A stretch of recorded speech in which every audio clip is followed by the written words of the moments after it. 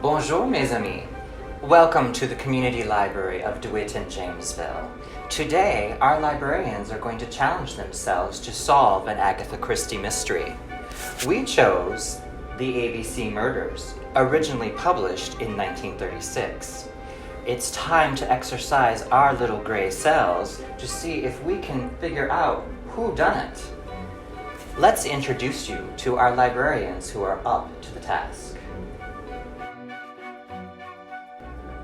I'm Nan Brown, the teen librarian here at the Community Library of DeWitt and Jamesville. I'm looking forward to reading ABC Murders. I've read some Christie in the past, and I vaguely remember reading this one, but I cannot remember who done it. I'm Jenny, a children's librarian here at the library. This is my first Agatha Christie book, so I'm very excited to read this. But I do love mysteries. I've been reading mystery books since I've been in high school, and I'm excited to add this to my list. Hi, I'm Erin, the technology librarian at the library. I have not read any Christie before either, but I've been really enjoying this one so far. I've read other mystery books like Sweetness at the Bottom of the Pie and also The Hangman's Daughter, so I'm really excited to get into this one.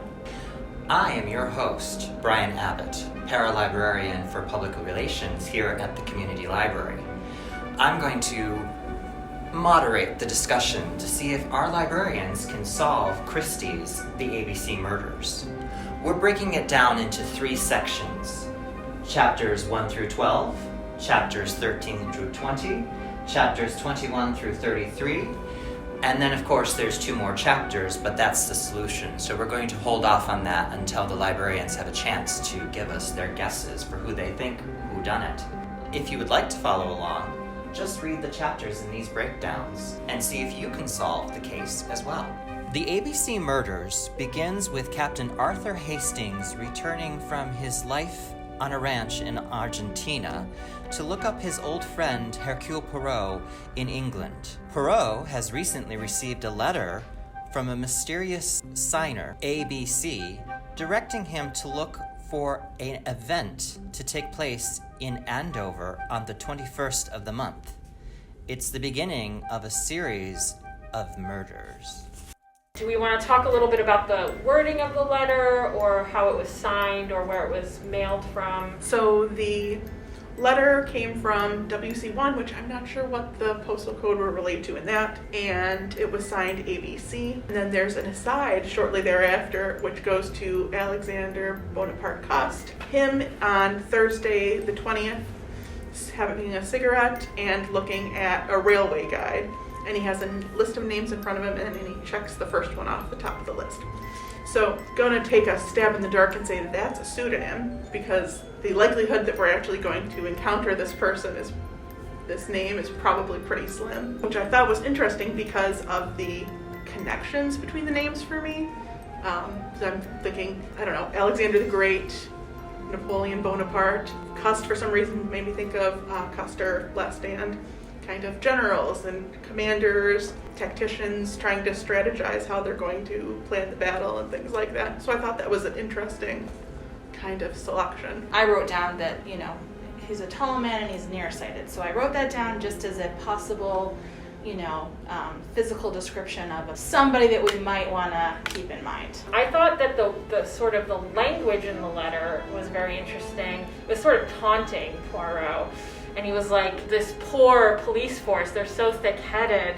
You think you're Mr. Clever. I hope this nut isn't too hard to crack for you. So it was very taunting and sort of how can you think you're better than the police? So I kind of kept that in mind. Later on, Poirot also goes into sort of this psychoanalysis where he's talking about the suspect maybe wanting attention and trying to get attention through their acts. Our first victim was Mrs. Alice Escher. She was found on the 22nd at 1 a.m. by Constable Dover. She was the owner, proprietress of a newspaper/cigarette shop. So when she turned around to grab something behind her for the customer, she was hit from behind. The coroner said she died between 7 and 9 hours before, which would put it between 4 and 6 p.m. 2 witnesses came forward indicating by their times that she died between 5:30 and 6:05 p.m. Mr. James Partridge came in at around 5:30 to the store of Mrs. Asher, and everything seemed normal. He actually came forward to the police to report that he had been there. He was a bank clerk. I don't think he had seen the ABC Railway Guide, which was on the table at the murder scene. Mr. Albert Riddle is basically the opposite. So he was coerced to come forward. He hadn't seen a body when he was in around 6:05 to the shop. He seemed very hesitant and like I don't want to talk to you kind of thing. Poirot got into a little bit of psychoanalysis, and he felt strongly that I don't think either of these men were really the murdering type, but that Mr. Partridge was a little bit more full of himself, and so it could be categorized as a little bit closer to the person that we're looking for. So they interviewed Mary Drower, who is Alice's niece. And she's also in service, and it wasn't a very enlightening interview. We didn't pick up much, just that her aunt looked after her when her mother passed away, and she loved her aunt. The only thing that really got out of it was that even though Mrs. Asher's husband was violent, Mrs. Asher could give it as good as she got. So Yeah. she was very mouthy, and she wasn't going to put up with any crap. So she stood up, to other people. But I did kind of note that Poirot kind of wanted to go back to Mary Drower at some point. He asked for her contact information. She didn't say anything that I thought was like a red flag, but I thought that was interesting. It's like Poirot is collecting people on the scene that he can go back and ask questions to if he needs to later, maybe without the police there or something. Over the course of the interview, Hastings and Poirot start trying to question people to try and get more of a timeline and things like that. One of the people they talked to was Dr. Kerr, who was the coroner, to get an idea of how she was killed. And he described the weapon as a weighted stick, club, or sandbag, or something similar, and that had some weight to it. And he said that a slight person could have killed her. So it didn't have to be someone with a lot of physical strength, because the weight of the object would have done significant damage. But there was no object like that found at the scene. And Poirot brought up that the possibility we could be looking at a female murderer, to which everyone was like, what? That can't be. So the main suspect in Andover is Mrs. Escher's husband, Franz Escher, and he's been described as drunk and abusive, and when he's brought in, he has shaky hands. He's been being paid 15 shillings a week from Mrs. Escher to get him away, and his alibi is he was with friends at several bars drinking up until at least 9 o'clock. He's kind of dismissed as having written the letter because of his shaky hand, and it was written on very expensive paper with good ink, and it was unlikely that he would be able to access those things. Something that I picked up too is one of the questions that Poirot asked noted that was Mrs. Asher in her youth was very pretty. Okay. So another important clue that was found with Mrs. Asher was that an ABC Railway Guide was found on the counter at the time of a murder. That's important to note because Mrs. Asher didn't sell ABC Railway Guides, and it was open on the countertop to Andover, and there were no fingerprints on it. Well, for me, this is called the ABC Murders. We have an ABC Railway Guide. Our first victim is Alice Asher, found in Andover. Our second victim is Elizabeth Betty Barnard, found in Bexhill on Sea. For me, I'm seeing a little bit of a pattern, which might be important to note. So, we're going to zero in on the first murder of Mrs. Escher in Andover, and we're going to jot down just a few of what you think is the most important clues and or suspects that you want to reflect upon.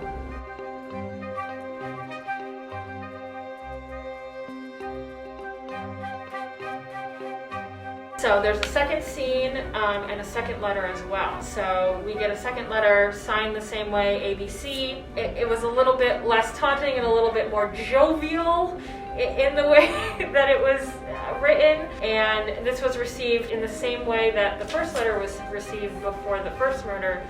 The second letter was received days before the second murder, which was on the 25th. When they received the second letter, Poirot was talking a little bit about who, the mind behind who this murderer is. He said this is someone who is in the dark and he seeks to remain in the dark, but in the very nature of things, he cannot help, throwing light upon himself. He prints clearly and very well. He buys very good quality paper, and he thinks he grew up, in his childhood, he was ignored a lot, so he has a great need to express himself. He has an inward sense of inferiority, possibly due to this upbringing, and it's warring with a sense of injustice, which he thinks is kind of the basis for his mindset into why he's committing these murders. Also, from all of those TV show watchings and my little bit of true crime, serial killers generally like to insert themselves into the crime in some fashion. So we probably will or are going to encounter this person in some fashion because they'll want to either supply some clues or be involved some way in the investigation. So the second scene was the murder of Elizabeth Betty Bernard at Bexo. She was found on the beach. Who knows if that's important? Between the hours of 11:30 p.m. and 1 a.m. is when she was probably murdered. She was strangled with her own knitted scarf. And she was also a waitress, but the ABC railway guide was adjacent to her body. What else? Oh, it was a belt. It was a belt that she was I was gonna say, I thought it was a belt. A belt. So there's a lot of bees going on in this second scenario. So that's what we have for scene 2. There's a bunch of other interviews that happen with Poirot, including an angry lover. I believe they were seeing each other. Betty's sister was interviewed as well, and that led to this idea that the person she's seeing was sort of jealous. There are several people that Poirot interviews, but he meets also several authority figures, including Superintendent Carter, who seems to be the leader of the investigation, Inspector Crome. She is a waitress, so Poirot did go to interview some of her fellow waitresses. They didn't seem to be too close to her and didn't know where she was or where she was going that night. However, her sister had more information. Obviously, Betty comes across as a very nice girl, very put together. Her sister Megan gives a little bit of a little different picture. She was, quote, an unmitigated little ass, which I think having a younger sister myself, that's a sister relationship. She dates around. I think she likes the attention. She likes to have fun. It doesn't seem like she really gives much regard to her boyfriend Beau's feelings or any other guys that she's seeing feelings. She does what she wants to do. So one of the people that Poirot does zero in on is Donald Fraser, who is Betty's current beau. Although it sounds like Betty does see a lot of different people, likes the attention, and Donald gets jealous, and so there's some questions about, well, did Donald do it? Megan seems protective of Donald. She tried to maybe minimize some of their arguments and things like that by saying he was a quiet person, but then she later changes her mind once Poirot gives her a little more detail on what's actually going on. Says that he's bottled up and he can go into a rage if he's provoked, and that Betty had been afraid of him. And I think Megan did that because also he was saying that, death creates prejudice. So I think Megan was trying to create a, image of her sister to be protective, she's a nice girl, she didn't have any boyfriends, blah, blah, blah. But in reality, that's not the case. Donald got into some trouble the night before, or got into a little bit of mischief. Betty had told him that she was going with a friend to St. Leonard's after work, but he became suspicious, probably because she'd done things before and lied to him about what she was going to do. So he went to the cafe to watch her leave, but then said he changed his mind. And instead he went to St. Leonard's and arrived at 8 o'clock and watched the buses arrive looking for her. Didn't see her arrive, so then he just thought maybe she told him the wrong place. So he went to Hastings and looked in hotels and restaurants and any place that he thought she might be hanging out with a guy to try and catch her in the act. But eventually he gave up and said he arrived home walking at midnight or after. So his alibi is kind of fluid and doesn't really have anything, there's no one who was with him who can say that where he was when. And some of his rationale for why he was doing it is a little questionable. He has big stalker energy. He does. Big stalker energy. I mean, kind of feel bad because obviously she's cheating on him, but at the same time, you decided to go to the cafe, but then you changed your mind, but then you went to where she said she was going instead. It was just very much like, some of this doesn't make sense. And there seems to be a big mismatch between what Betty wanted from the relationship and what Donald wanted from the relationship, which I think also gave me stalker vibes as well, because she kind of wants like this open relationship, and he's like, nah. He's very jealous. Yes. Yeah. Poirot said that if Donald Fraser escapes suspicion, it will be thanks to ABC's maniacal boasting. And he described him as having egotistical vanity and wanting to get attention. So the only reason perhaps that Donald, who creepy stalker guy, wouldn't be a suspect is because of ABC's letters and his actions to try and manipulate the situation. Did we happen to come up with an alibi or a statement from where Megan was at the time of the murder? She was said in she London. came in from but- London, Yeah. I don't think that was, I'll have to go back, but I don't remember that being a focus. No, and I don't remember it being like proven by the end of chapter 12. They didn't go back and verify her alibi by that point. I don't know if they will in the next section, but yeah. So there's some question there too. Because obviously I don't know, I got jealous vibes. I feel like maybe she liked Donald and she was jealous of her sister for having him because she described him kind of as attractive and a good person and things like that, and someone that she hoped would improve Betty, but I kind of got the impression that maybe she wanted him for herself. Yeah, and I think Hastings said when she came in from the taxi from London, there was an intensity about her, like around her persona. They also described her as having a detached tone of voice when she was describing Betty, very businesslike, and Hastings considered her defiant or disdainful when she was talking to them at first. But then I think after when Poirot was really talking to her, I think he said, he's like, you're very bright, so let's get the true story of how you feel about your sister. Yeah, if you contrast the way that Megan sort of behaved with the way that Mary Drower behaved, Mary was like very torn up, I would say, about her aunt's or her relation's death. Is there anything of note that has stood out to you that connects the two crimes or anyone involved in them? The police were involved in both. Poirot and Hastings were called in for both. I don't think any individuals were involved except for possibly the murderer. I don't remember anyone who crossed over either except for Poirot and Hastings. Maybe Jap being connected because of him being a CI and coordinating things. But yeah, although there were some other inspectors that were involved in the second one. I wrote down Inspector Crome and I didn't write down the other gentleman. Oh, Carter. it was called Carter? Superintendent Carter. So some similarities that I saw, Elizabeth Betty is pretty, like Mrs. Asher. They're both female. And I think another thing too is that Elizabeth Betty is 23, Mrs. Asher is older, so it doesn't seem to be, the murder doesn't seem to be focusing on an age of a woman. It varies. But I do think it's interesting that they're both female and they're both pretty.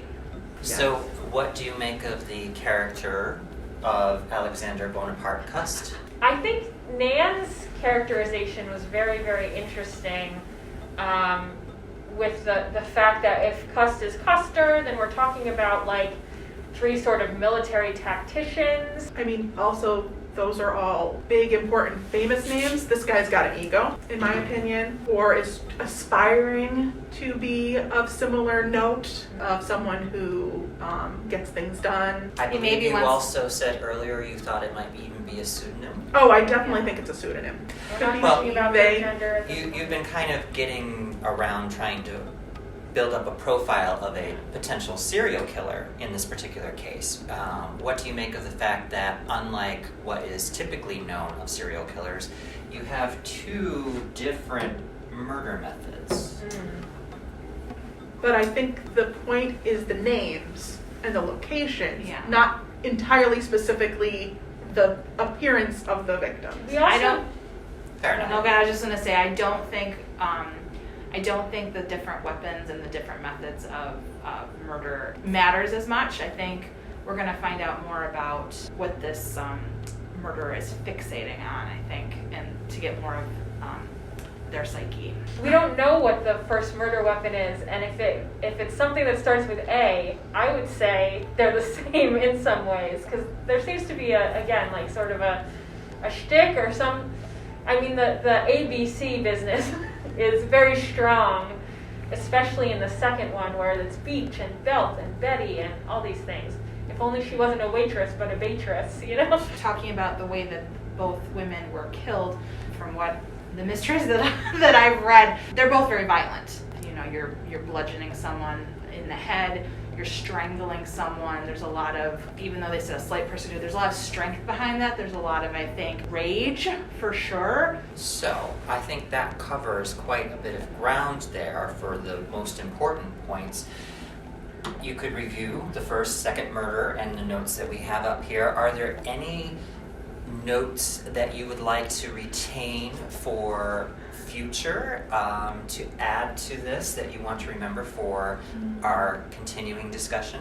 In the investigation of the crime at Bexhill, Poirot encounters Inspector Crome, who they say had just put a first serial killer away and had some contact with this killer. And I'm kind of suspicious of Crome. There was a point at which Poirot was trying to, I don't know if this was the thing, but was interviewing suspects without Crome there. Crome was up in Betty's bedroom looking for clues.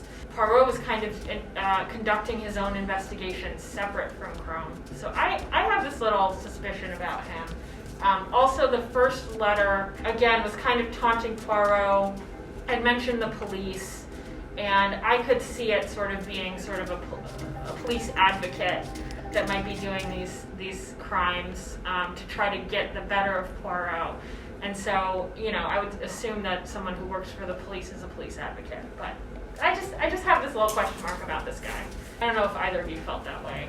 I do a little bit because of how he was described. Of course, he could just be a side character, of course. He was described as being the silent superior type, well-educated, well-read, several shades too pleased with himself about his last case, smug, and he was liking to brag and trying to Poirot and trying to, like, show that he was better than him. But Poirot basically was like, yes, that we also had that happen, and, you know, basically dismissing him or trying to, like, give him a pat on the head or whatever he needed. My initial thing is I just think he's a minor character, and he's too full of himself, and I think Poirot just got the impression that this guy is not going to be very imaginative and is not really going to be asking the right questions to get the details out of people. So I think that's why he went by himself to interview. These kind of cases, I always wonder if there's someone they want to kill, and it just so happens that they're setting it up so it looks like there's other victims too, to try and reduce some of the suspicion that might fall on them. You know what I mean? Well, if we're going to go back to Chapter 2 in Mr. Alexander Bonaparte Cust, he had in front of him a typewritten list of names. So one could infer, as he's checking, crossing people off the list, that he maybe already has a list of people. I think that's There reasonable. were Maybe five. and There maybe were 5 names on that list. Okay. Yeah, so maybe these are people that he knew, that have, Yeah, I don't know. For some reason, like a strangers on a train kind of a thing came to mind too. Like maybe there's a you scratch my back, I'll scratch yours, or I'm working with someone to identify who I want to kill. I don't know. Do we have any suspicion or inkling that it might be multiple people? I think not for me. It's too Not for too me. early. Not for me. But I don't feel like there was anyone specific who wanted to hurt Mrs. Asher. I don't feel like her husband didn't want to. There was no reason for him to try and kill her. She was giving him money, and if she she died, he wouldn't get the money anymore, so he couldn't buy booze. You know, I don't think Mary Drower was going to inherit, and there weren't really any other possible beneficiaries, so any money that she could have provided would just evaporate with her. So and she didn't have anyone who was angry at her or any of that. So I kind of feel like she's almost a red herring person or just to further this narrative of the ABCs, if that makes sense. Whereas Betty did have someone pissed at her, and there was her sister who was jealous of her and her having this great guy. Let's get some of these clues down that we want to keep in mind for next time.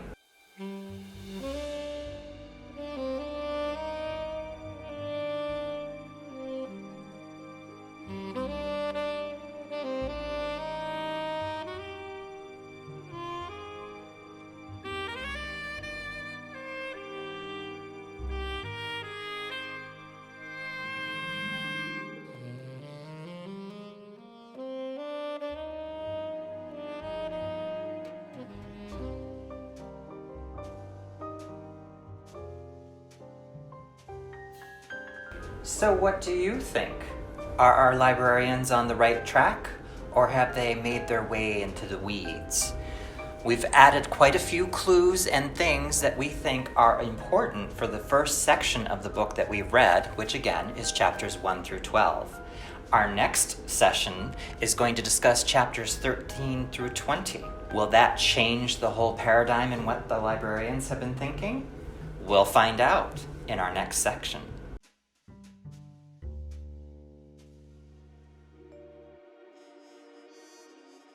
For those of you who are fans of Christie, there's a very interesting little bit of trivia in the ABC Murders. Savvy readers might pick up on a very curious mention that Poirot makes in chapter 3 when he talks about an orderly type of murder that he would find quite fascinating. Poirot speculates that what if 4 people sit down to play bridge and one, the odd man out, sits in a chair by the fire? At the end of the evening, the man by the fire is found dead. One of the 4 who were playing bridge has gone over and killed him. A very curious reference that comes in the ABC Murders. 2 books later, in the same year, 1936, Cards on the Table was put out by Christie, in which that very scenario comes into play. Just a little trivia for all you fans out there.